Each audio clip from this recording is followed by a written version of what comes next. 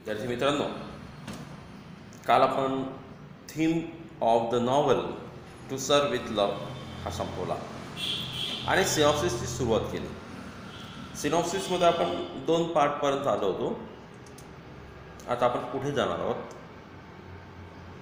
Miss Joseph and Denham, both students of Braithwaite class, preside over the meeting. मीटिंगसाठी त्यांना बोलवलं गेलं होतं. At the outset mean at the beginning, Mr Florian, that is he is the headmaster, addresses the meeting with a lengthy. Address करणं म्हणजे उद्देशून बोलणे. त्यांनी मीटिंगला उद्देशून बोललं, पण जरा लांब लचक त्यांनी संभाषण केलं, खूप भाषण दिलं, परंतु वेल रिसिव्ड प्रेझेंटेशन. पण त्यांचं जे सादरीकरण होतं आणि जे मुद्दे होते त्यांच्या भाषणातले अतिशय व्यवस्थित होते. लांब लचक असलं परंतु ते चांगल्या पद्धतीने त्यांनी प्रेझेंट केलं. वन आफ्टर अनादर each class gives a brief report of their progress. त्यांच्या प्रगतीबद्दल प्रत्येक क्लास ब्रीफमध्ये शॉर्टमध्ये आपला रिपोर्ट सादर करतोय थ्रू देअर चूजन रिप्रेझेंटेटिव्ह. वर्गातून जे निवडक प्रतिनिधी आहे त्या निवडक प्रतिनिधीच्या माध्यमातून हे सगळं चाललेलं आहे. On what they have been studying in each subject so far. प्रत्येक विषयाचा अभ्यास त्यांनी काय केला, कसा शिकवला गेला, त्याच्यात आणखी काही अपेक्षा आहे का, काय उणीवा असतील, त्रुट्या असतील, याच्याबद्दलचं प्रेझेंटेशन प्रत्येक क्लास करतोय. A panel of teachers is chosen for each class to answer any questions. वर्गाच्या विषय शिक्षकांचं एक पॅनल तिथे निर्माण केलं गेलं होतं की काही अडचणी असेल तर त्यांनी सादर करायच्या. Regarding the report submitted by the class, the lowest class begin first. खालच्या वर्गाने सुरुवात केली.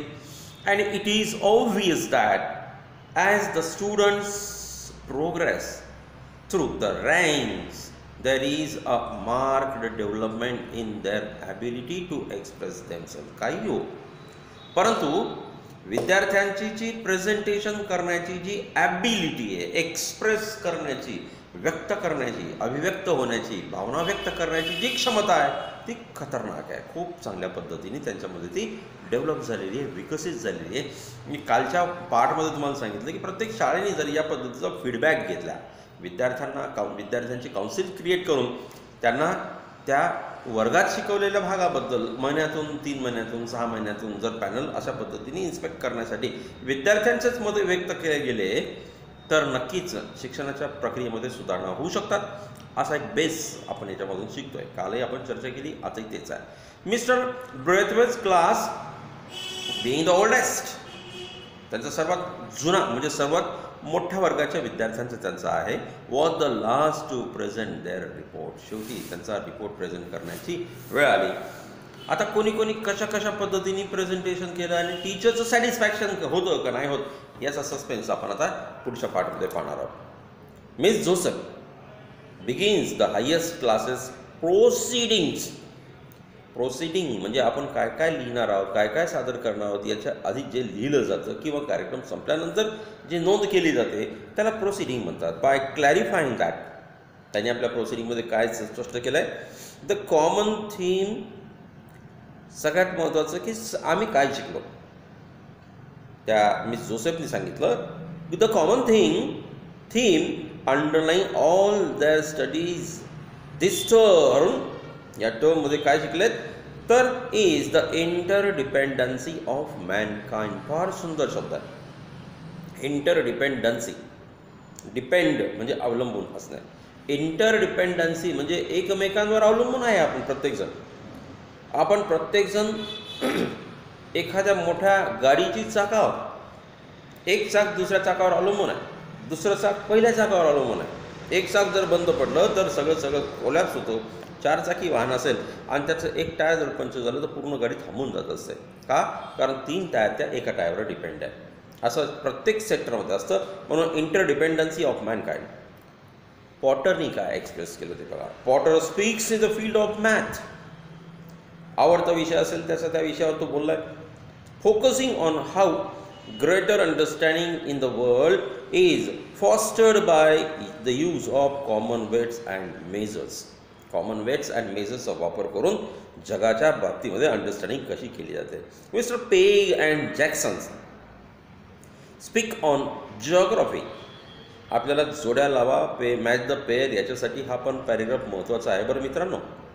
कारण कोणी कोणत्या विषयाचं प्रेझेंटेशन केलं, एक तर मॅच द पेअर टाकला जातील किंवा choose the correct from the given alternative, खाली दिलेल्या अल्टरनेटिव्हमधून योग्य ते निवडा, अशा पद्धतीने पण विचारलं जाईल. म्हणून मिस जोसेफ यांनी काय प्रेझेंट केलं तर इंटरडिपेंडन्सी ऑफ मॅनकाइंड या विषयावर मांडलं.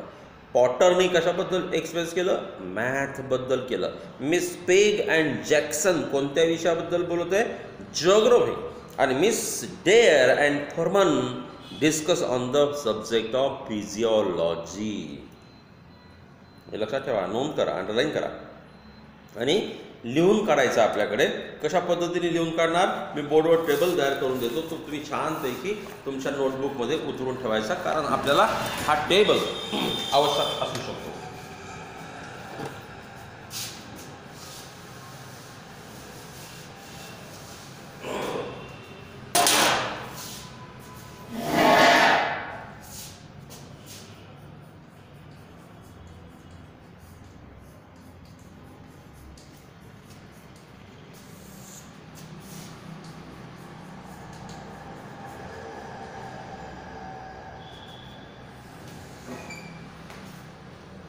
तर अशा पद्धतीने 2 पार्ट करायचे.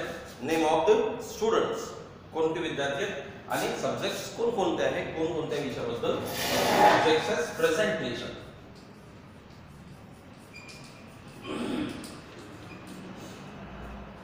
त्यापैकी नंबर 1 मिस जोसेफ, तिने दिलेला आहे इंटरडिपेंडन्सी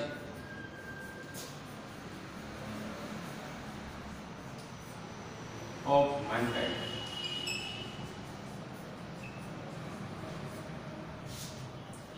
त्यानंतर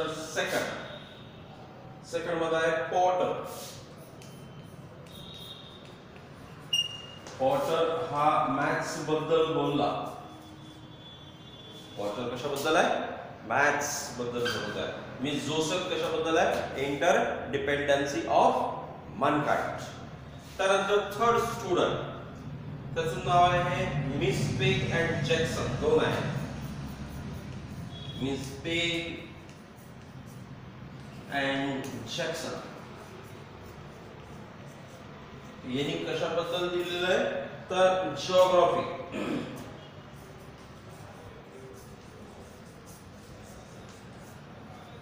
नंतर number 4 Miss Dare and Forman.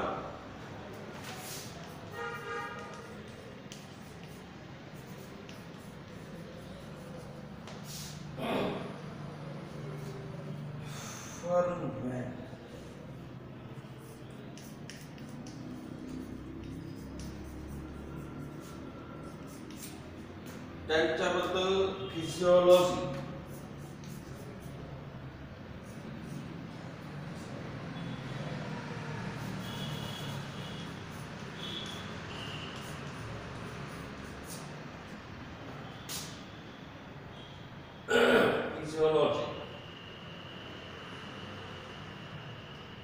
नंतर 5वा वर जाऊ आपण.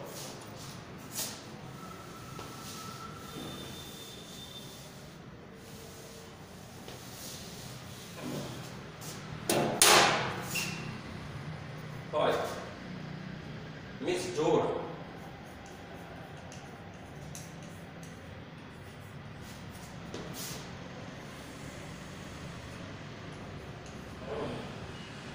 Reports on history.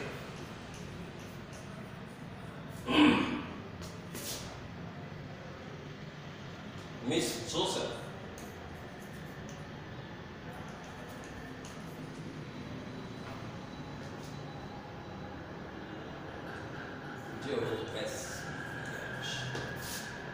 Domestic science. Domestic science.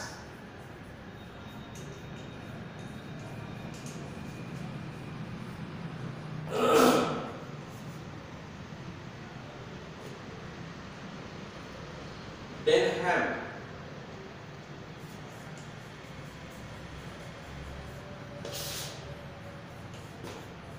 PT. Physics. Physical training.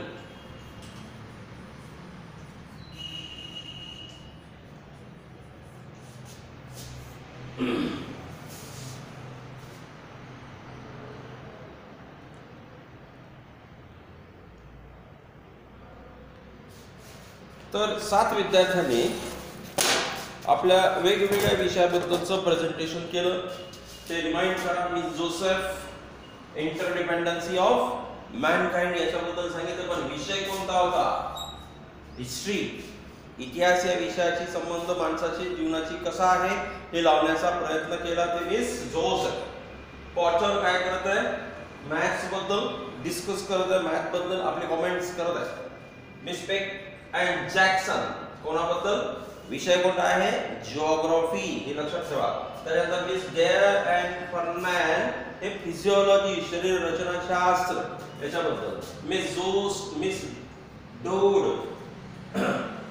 डोड can also be about history. Miss Joseph domestic science. आणि शेवटचं डेनहॅम हा पीटी बद्दल आपला विचार व्यक्त करतोय. असा टेबल आपल्याला परीक्षेकरता विचारला जाऊ शकतो, त्याच्याकरता तयारी ठेवा. ऑर मॅच द पेअर्स किंवा use the correct from the given below. 4 दिलेले असतील शब्द, त्यातला एक निवडायचा आहे, भरून टाकायची रिकामी जागा, किंवा मॅच द पेअर असेल 2 मार्कांसाठी. या पद्धतीने आपल्याला आपलं काम करायचं आहे. Mister Watson, Missus Dale Evans and Miss Phillips are chosen at the random to answer students' questions. जे पॅनल टीचर्स त्या टीचरच्या पॅनलमध्ये यांची नावं दिलेली are to answer students' questions arising from the senior presentation. प्रेझेंटेशनच्या नंतर जे काही क्वेश्चन्स असतील, क्युरीज असतील, तर त्यांनी ते प्रेझेंट करावं.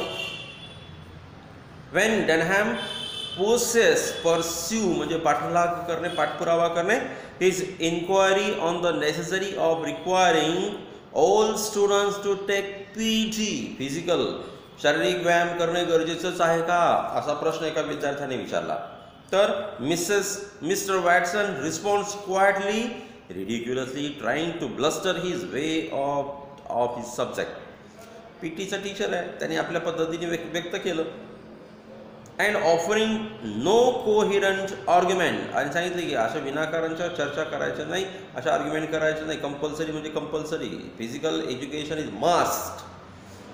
अनएक्सपेक्टेडली सगळं चांगलं सुरू होतं, पण अचानकच याच्या उत्तरामुळे काय झालं? बिघडलं. Unexpectedly the quiet and hesitant Miss Philip set up steps in and gives a study defence of the practice. त्यांनी त्याच्याबद्दलचं समर्थन केलं की नाही आवश्यक आहे. And Denham knowing that he has been outwitted has no choice but to respectfully cease his hatred protest. एवढं सगळं झाल्यानंतर Braithwaite is immensely satisfied. Immensely म्हणजे खूप मोठ्या प्रमाणात, अतिशय मनापासून त्यांचं समाधान झालं with the progress of the students of his class. त्याच्या वर्गाच्या विद्यार्थ्यांच्या प्रोग्रेसबद्दल अत्यंत मनपूर्वक त्यांचं समाधान झालं. तुमचंही आता समाधान झालं असेल अशी माझी अपेक्षा आहे, असं मला वाटतंय. आता आपण या ठिकाणी ब्रेक घेणार आहे आणि उद्या आपल्याला ॲक्च्युअल जे नॉवेल दिलेलं आहे चॅप्टर नंबर 17 त्याचा आपण उद्या अभ्यास करणार आहोत. तर आता या स्टोरीमधून तुम्हाला बऱ्याचशा काही क्वेश्चन्स मागे पान नंबर 185वर दिलेले आहेत, त्याचा तुम्ही एक्झरसाइज फॉलोअप घेऊन टाकायचा आहे आणि मग आपण त्याच्यानंतर पुढे जाणार आहे. Okay, good day.